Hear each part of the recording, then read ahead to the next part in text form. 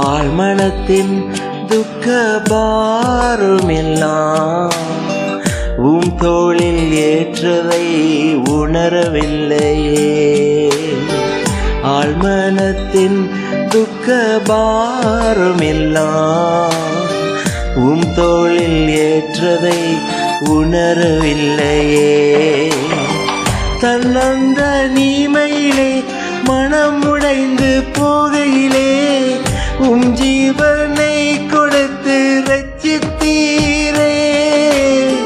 தன்னந்த நீமையிலே மனம் உடைந்து போகையிலே ஜீவனை கொடுத்து ரட்சித்தீரே.